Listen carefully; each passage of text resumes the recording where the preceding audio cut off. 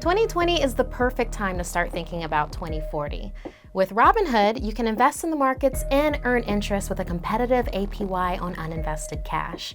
They make it easy to get started and learn as you grow with an intuitive app experience and no commission fees on trades. And stock prices don't have to hold you back. You can buy a piece of a company you love for as low as $1 and build your portfolio a little at a time. So buy 1 share, buy half a share, 3 1/4 shares.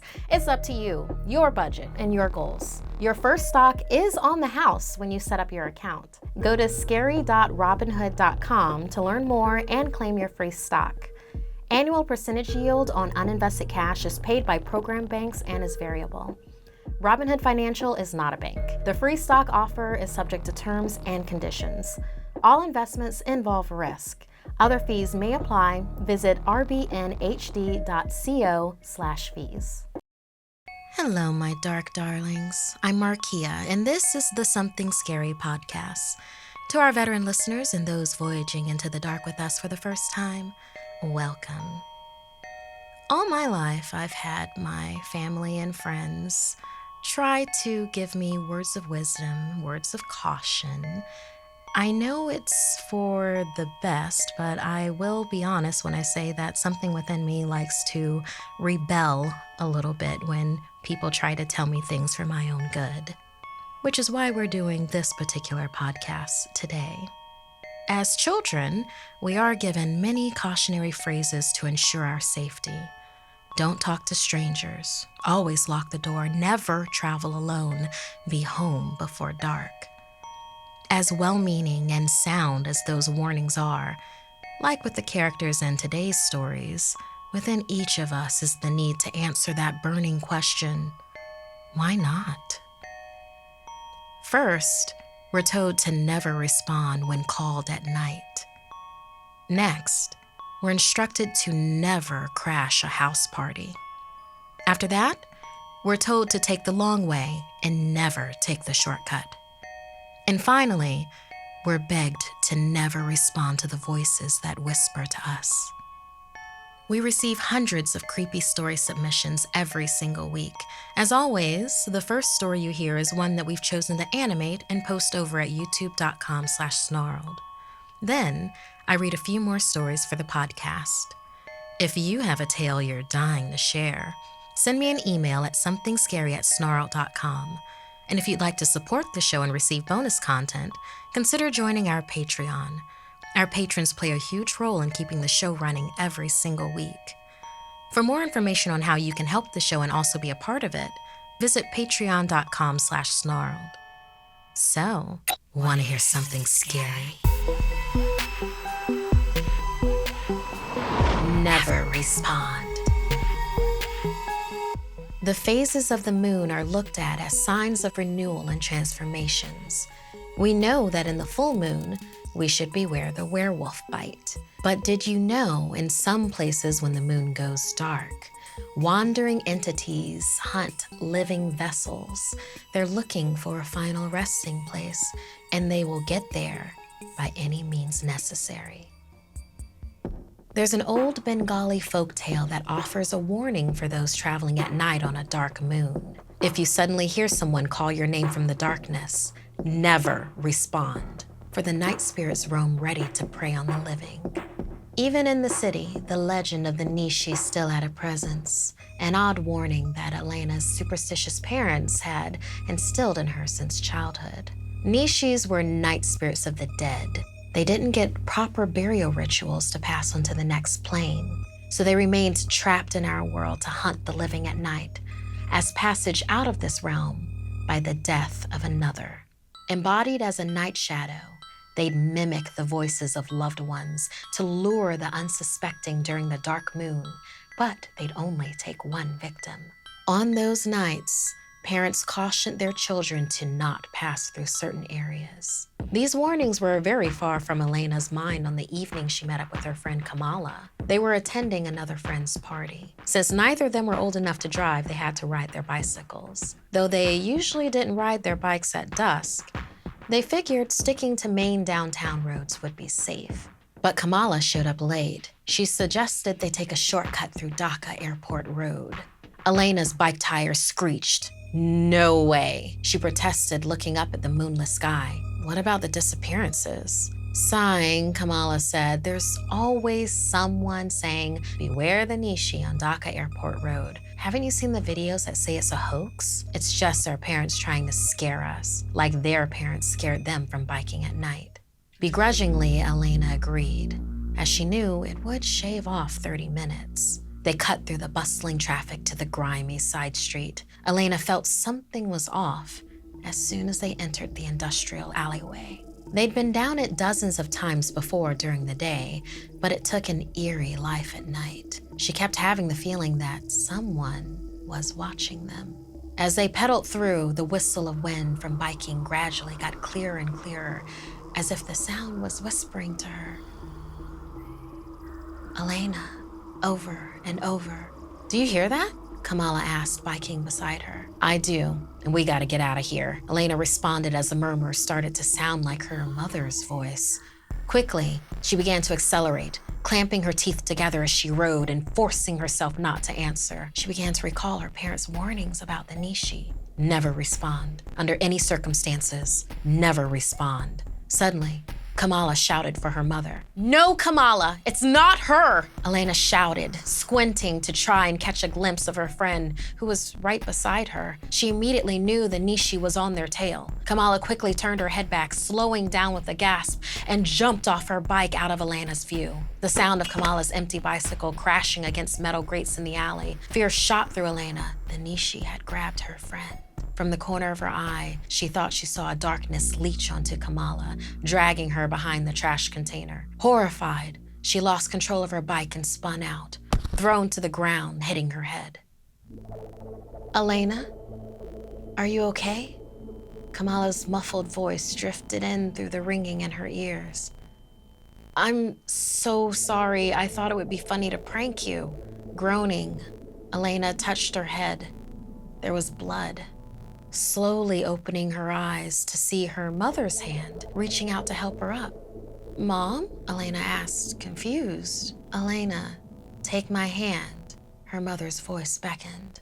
As she reached out, darkness whipped around Elena's hand like vines, and she looked up to see her mother's face morph into a grotesque entity that pulled her close, squeezing the life out of her. Elena struggled, losing consciousness. From the corner of her eye, she saw Kamala peeking out from behind the trash container, covering her mouth, a look of horror in her eyes. Elena struggled to speak her final words, reminding her friend, never respond.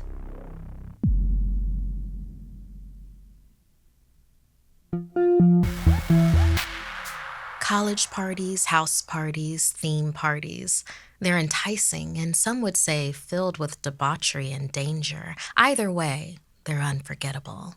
Like in this story inspired by this creepypasta from Reddit user Darkness itself. Shay sipped on a drink as she stood against the wall, her party store cat mask securely covering her face. She didn't want to be recognized crashing this swanky masquerade house party. She was still a high schooler, and someone would definitely tattle to her older cousin Lionel about her being here. Earlier in the night, his ex, Kiki, had almost recognized her voice before her new BF had whisked her away. It had been a close call. Trying to appear at ease, Shay strayed further into the main room. It was filled with people wearing lavish masquerade attire, and then some others who stuck out like her, wearing cheap plastic animal masks. Who are you with, kitty cat? A deep voice suddenly said into her ear. Shay jumped back, looking up at the tall man wearing a face-covering plastic fox mask. I'm here with Kiki, but I haven't seen her in a bit. Shay lied, alarmed. Oh, Kiki, huh? He asked, stepping into Shay's personal space. Giving him a look from behind her mask, she stepped back. At that, he chuckled and stepped into her space again. His expressionless fox mask peered down at her. I know where she is. The three of us could have some fun, he purred. At that, Shay pointedly excused herself and moved through the bustle to the pool area. The DJ was energetically spinning and everyone was dancing under the moonlit sky. This is more like it, she thought, getting into the groove. But then, the music was abruptly cut off, as a man in a plastic rooster mask took the stage with a mic. And now, everyone, the fun will really begin. We present you with a magic trick. People started booing, and Shay could see the DJ arguing with two other figures in masks. Suddenly, there was a large splash as something hurtled from the roof into the pool. Shocked, everyone looked in. It was a bundle of comforters wrapped in chains sinking to the bottom. Was this some kind of weird joke? Laughing chants of, "Escape! Escape! Escape!" rose.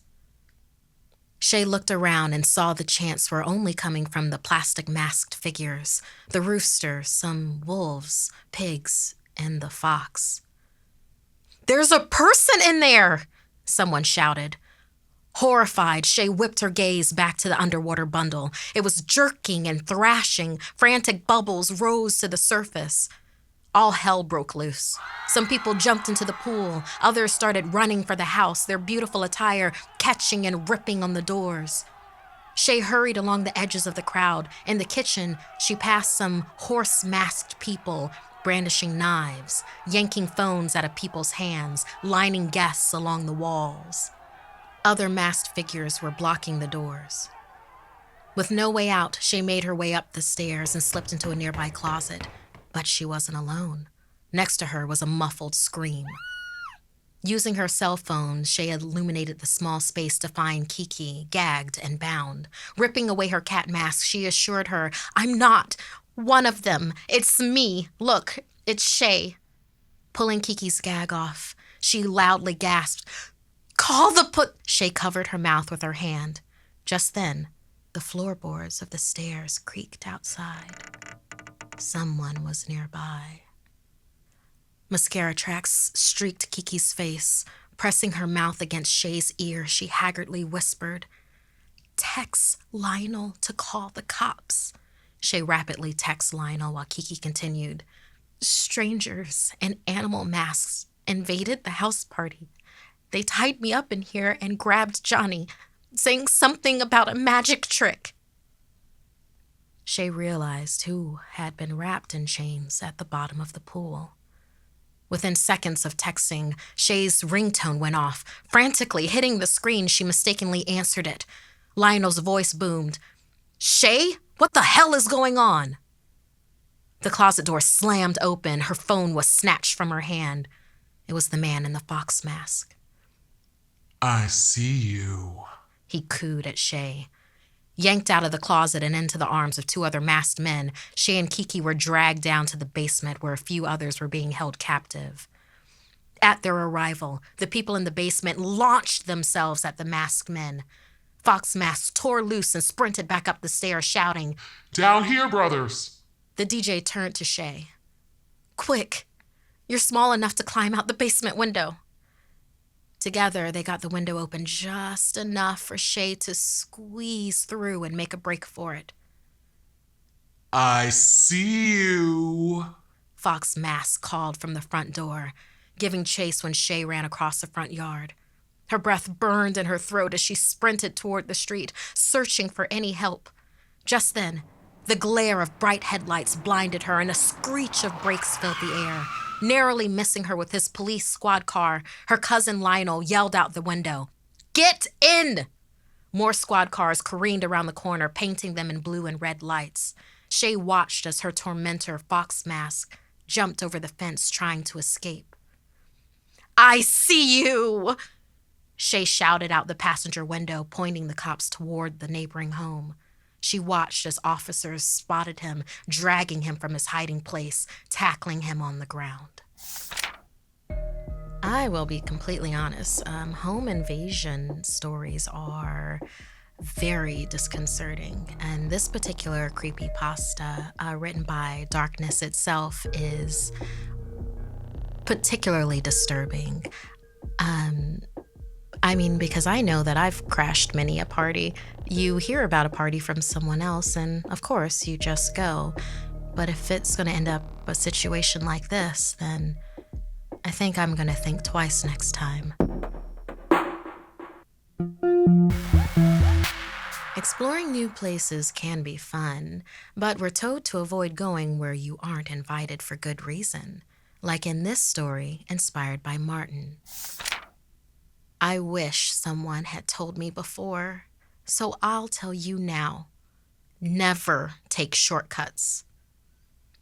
My best friend Martin and I went to Ibiza for a week to party at a music festival in Ushuaia. All too soon, it got very late. We were very drunk and had the bright idea of walking back to our hotel in Playa Sol. We were walking the streets in circles when Martin stopped, laughed, and pointed through a tall garden fence. On the other side, in the distance, we could see what looked like the back of the hotel building. So we had a choice. We could either follow the streets around or hop the fence in front of us. Without thinking at all, we climbed the fence. Martin managed it just fine. I fell and twisted my ankle. Helping me up, Martin winced in sympathy as I tried to put weight on it. It was throbbing and already starting to swell. I did my best with it when my friend gasped, "What the?" And I looked up. There was no garden on the other side of this fence, only tombstones, memorials, names, and dates carved into walls all around us. It was an outdoor mausoleum. We stood between the walls of the resting dead. Moving as quickly as possible on my ankle, we headed toward the lights of the hotel. The travel blog never said anything about a cemetery across the way. I felt bad being here as we neared the bottom of the hill. Near us stood a small chapel, decaying as if it had slid and sunk into the ground. As we headed up the hill, Martin paused to take pictures of the ruined chapel. "It looks so haunted," he giggled. "You're disrespecting the dead. Let's go." Martin's drunken giggles burst into laughter. "Oh no, we shouldn't anger the dead." I turned back to shush him when I saw something had changed. The chapel doors were open behind him, and two hooded figures were standing there, looking at us. Stepping out of the darkness, they were then joined by two more figures, then two more, then more, all of them staring at us. The tension thickened as the night seemed to hold its breath. Martin grabbed my hand. "Hey, sorry," he called out. "We went the wrong way. We're leaving," and pulled me toward the gate at the top of the hill. A deep, rhythmic chanting began behind us. Looking over my shoulder, I saw them. They started striding towards us, chanting louder. We ran for the gate. Grasping my waist, Martin helped me squeeze through the bars, then threw his bigger frame over the top of it. We met on the other side, running as fast as we could. Footsteps chased behind us. We didn't look back. Tearing across the dingy, dark street, I fell. Martin bodily lifted me up to the sidewalk connecting to our quiet hotel. I took in a great breath to yell for help as Martin whirled around, raising his fist, confronting nothing.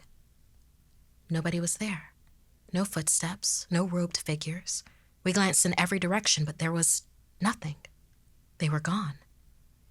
Lunging toward the revolving glass door of the lobby, Martin nudged me in first. Cocooned between the glass panes, I heard him say my name.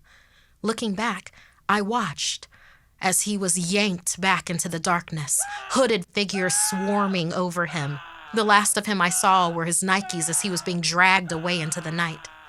Shouting for help, for anybody, I spilled into the lobby. The concierge rushed over. Pulling at him, I pointed outside. "Save him! He's been taken!"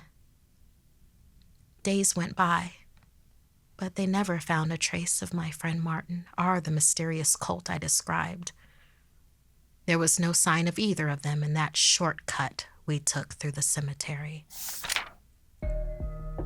Thank you so much, Martin, for sharing this story with us. I know that personally, I really enjoy exploring the ruins of places. I stay away from hospitals or cemeteries, but a church, I know that I would be guilty of trying to explore that myself. As for the cult, the only thing I can think of is it possible that the authorities were involved with this? How did they not find any trace of him? It's something to ponder.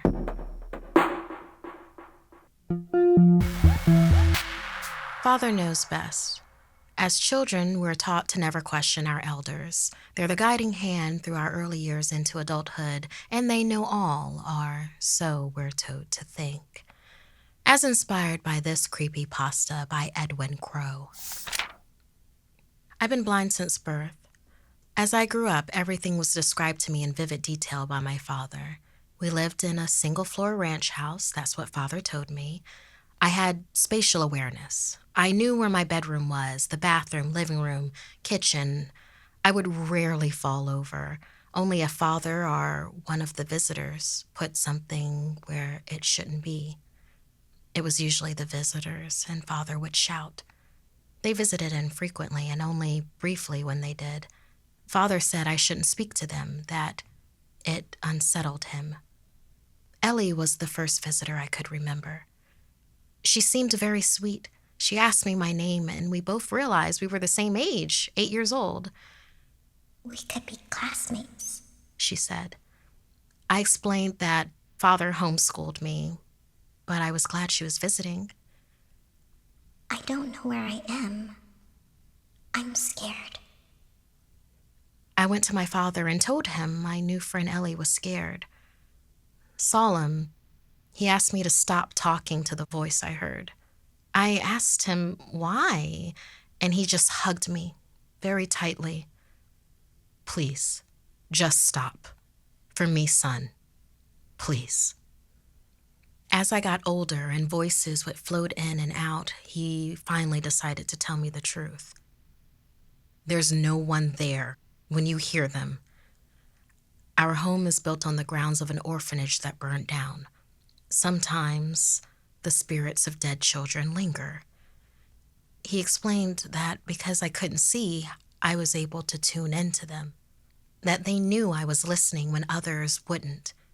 He said I had to ignore it if it happened again. Alex appeared to me a few years later. She told me she was in so much pain and was so hungry. I told her I wasn't allowed to speak to her. Still, she pleaded for help. As much as I wished I could help her, I knew she wasn't real. I covered my ears from her cries until she finally left me alone. The spirit stopped bothering me after that, for a very long time. That was until Sarah. Sarah didn't give me a chance to be quiet. I was on my own, sitting in the living room and listening to the TV. "Help," she said. "I need to find a way out." I stayed silent. "You can hear me, can't you?" My father said I'm not allowed to speak to you, I told her. "He's dead." I didn't answer. "Your father is dead." The shelves began to shake. "Stop it, Father! Father!" I shouted around the house and found my way to the front door. "Please, help me leave," Sarah demanded, and this time grabbed me.